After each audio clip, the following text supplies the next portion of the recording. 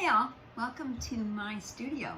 My studio sessions here in my home studio, and my studio sessions are all about whatever I happen to be working on that week in the studio. It might be collage, it might be assemblage, it might be painting, it just depends. This week I'm getting ready to do an art fair, an outside art fair next weekend, so it's all about preparing for that.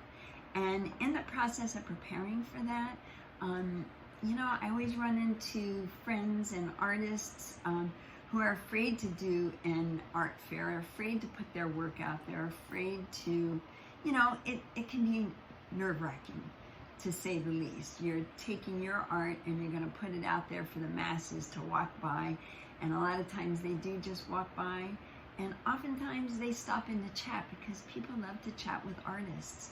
And so I pieced together this video on how I get prepared for an art fair, an outdoor art fair, and it has turned out to be one of my favorite things to do because it's a time when I get to talk to collectors, I get to talk to buyers, potential buyers, I get to meet new artists that are also at the fair and have formed some really nice relationships that way, and you just get to be in your community.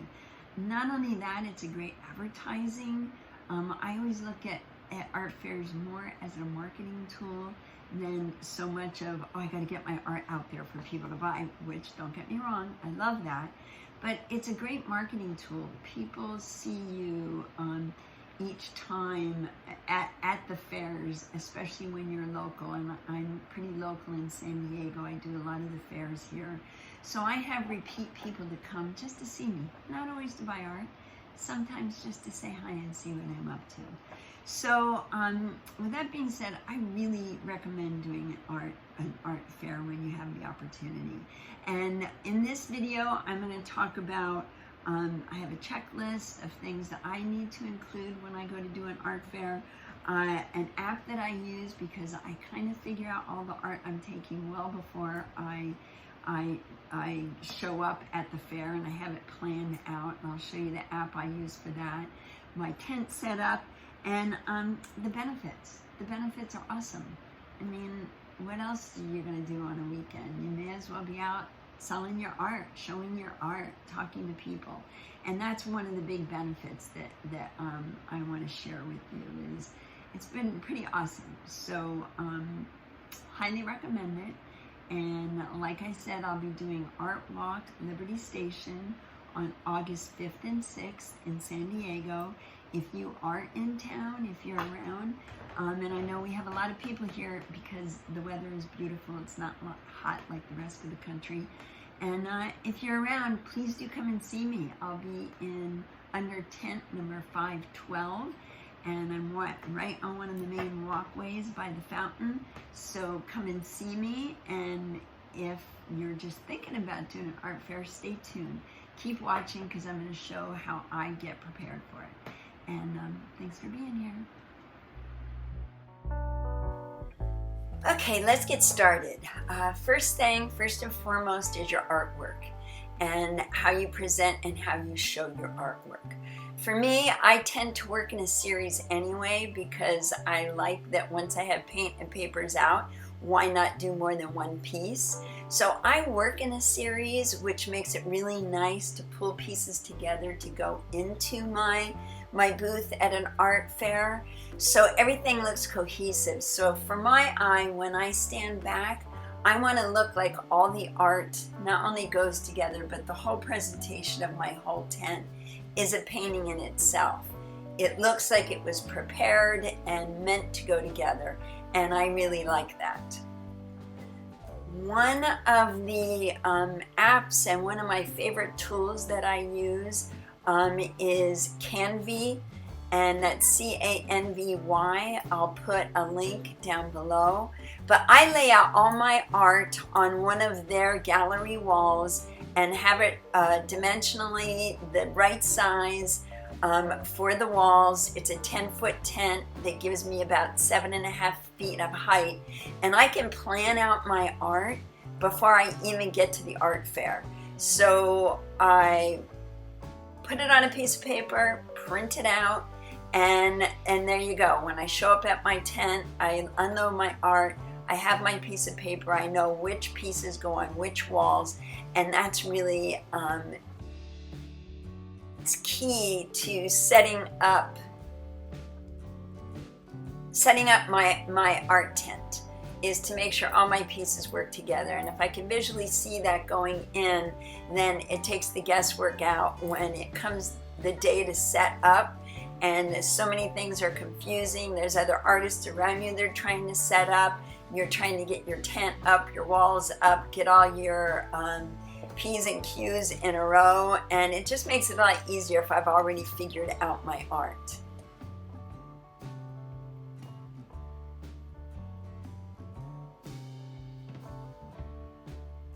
So now I can take a look at everything. I stack it up. Not only do I have it ready to go and I have it pre-planned, I'm also ready to take a closer look at each and every piece to make sure frames don't have dings, there isn't dirty corners on my gallery wrapped canvases, there aren't any pieces coming loose, there aren't any marks on the work that needs to be touched up. So this is a great time to do that. With moving your art around so much, it's really easy to get things dinged up. So great time to go and make sure that everything is wired. A lot of shows, you have specific ways you have to wire. For an art fair, it's kind of your own thing, so go ahead and make sure that you have everything finished off and lined up. Okay, the next thing to think about is what sizes of art are you going to be offering at your art fair? I find that in most art fairs, a lot of people are just wandering through because they want to look at art. They're not really there to purchase art. Then there are also people that love your art but don't have the pocketbook to buy your art or the wall space. And I love for people to be able to walk away with a piece of art, a piece of my art, no matter what size it is. And I will go ahead and either create smaller pieces on small canvases or cradle boards, things that are 5x5, 6x6, things that they can take with them. Though oftentimes I don't have the time to do that. So because I do create pieces on watercolor paper, I experiment on watercolor paper, and I have watercolor paper art hanging around. In this case, I'm taking a larger piece and cutting it up into smaller 5x7 pieces that I can put in a mat back and slip into a plastic sleeve and have those to offer to my buyers at an art fair. It's really nice to be able to offer different sizes, different options, and it's always nice to have somebody walk away with a piece of your art. I believe I already have a few videos on repurposing art, and I will link those at the end of this video so you can take a look and see how you can do that too.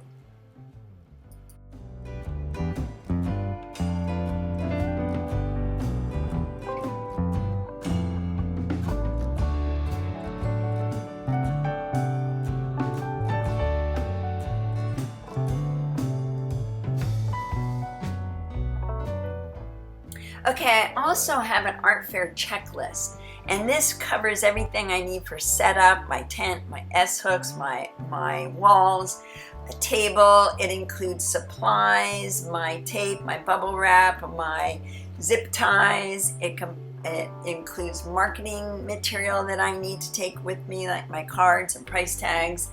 It includes any personal items. And you might want to pause here and take a screenshot and see if this list will work for you too. Because then it comes to setting up. It's really important to have all those things lined up when it comes to setup. And when you're picking your space for an art fair, if you get the opportunity to pick your own space, pay attention to the setup. How many walls will you have available? If you're in a corner, you will only have 2 walls of your tent. This case, for this show I'm doing, I'm out in the center. I will have 3 interior walls and 2 outside walls to plan for. So that's really important to pay attention when it comes time to set up your space. Of course, signage is important, and how you call out and make yourself recognizable to people that are looking for you. I have professional signs, and I also really like just my hand-done Cero that I use a lot. And of course, you're going to want to think about how you hang your artwork. In the past, I've used the metal grid system, which is really nice. I love how easy it is to set up my paintings on it. However, it takes a lot of time to actually set them up and carry them. They're heavy. So I'm lucky enough that one of the friends that I actually met at an art walk gave me her Flourish net system to use in my tent, and I absolutely love it. It takes me maybe a half an hour to set up. It's really light to carry. It doesn't take much room in my Honda Element. I can fit everything I need for the art walk, including all my work in my car, and my art looks really wonderful on it. So I'm giving a thumbs up to the Flourish system, and I'll add a link, of course, to that down below. And that pretty much concludes what I have to tell you about setting up for an art fair. Aside from the buyers, the friends, everybody you get to meet at an art fair, it's really a great way to spend a weekend, an afternoon. And I hope you do it. And if you're scared, don't be, just do it.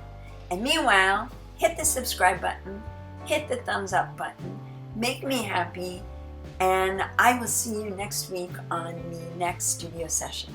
Bye for now.